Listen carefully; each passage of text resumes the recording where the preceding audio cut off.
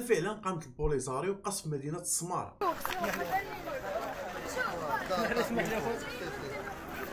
العين ما كانش هادشي كيولى. الضربه فين ضرب داكشي. بلاصه الدار راني طاحت. العين ما كان كيتكلم هنا. عرفتي الدار هادي تهزت هادي ود الحاج. شوف هادشي كيولى. شي كيتكلم هنا ما عرفنا هو الصاروخ ما عرفنا. خيبة بالله شرطة حدنا ولقى شي صاروخ عندنا برا بالقاسم شي مينا. راه الجبال اخويا راه الجبال. شي كيداير والله الا ضربتنا البوليزاري. عذاب اليم شي الناس ديال كل هجر.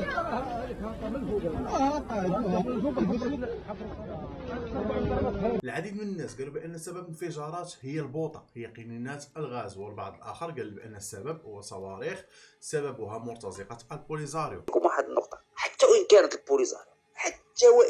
البوليزاريو هي اللي من وراء هاد الانفجار ولا دارت قصف صاروخي، هذا غيورط البوليزاريو.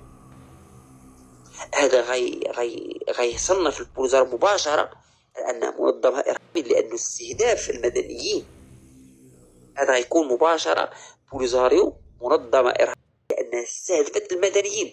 فيعقل نقبلوا على أن البوليزاريو خلات الجدار الرملي اللي في عدد كبير من التكانات والقواعد العسكرية المغربية والجنود بالآلاف وتخطاتهم وجات قصفت المدني. هذا ما كيدخلش العقل. إذا البوليزاريو عاد تقصف المغرب وعندها صاروخ مدى أكثر من 90 كيلومتر وصل لمدينة السمارة، علاش ما قصفوش الجدار الرملي؟ الانفجارات كانت في حي لازاب، حي السلام، وحي الصناعي، وسجلت وفاة شخص وإصابة 3 آخرين. ما عرفناش شنو كاين. الدار تريبت من الفوق، السقف تقد من الفوق، الدار تقبت وخلات العماره في الارض. يعني داكشي اللي دخل طاح من الفوق وضرب الدار من الفوق وتقب حتى الارض. غنعاود نوريكم عاوتاني.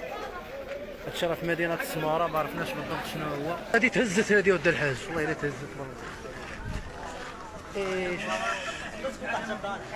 كيولات زقلت الريزو يا سي، هذا راه قاضي ولد عمي الدشره كامله، نواحي السماره كامله. وأعلن وكيل الملك لدى محكمة الاستئناف بالعيون أنه تم تكليف الشرطة القضائية المختصة بإجراء بحث قضائي، لذا حاليا لا يوجد أي بلاغ رسمي. أهلا بكم. وقبل التفاصيل، أعلن الوكيل العام للملك لدى محكمة الاستئناف بالعيون في بلاغ أعلن أنه تم تكليف الشرطة القضائية المختصة بإجراء بحث قضائي إثر تسجيل وفاة شخص وإصابة 3 آخرين نتيجة إطلاق مقذوفات متفجرة استهدفت أحياء سكنية بمدينة السمارة. السلطات المغربية ستقوم بعملها ولديها ما يكفي من الوسائل والآليات القانونية للتصدي لأي محاولة لاستهداف استقرار الأقاليم الجنوبية.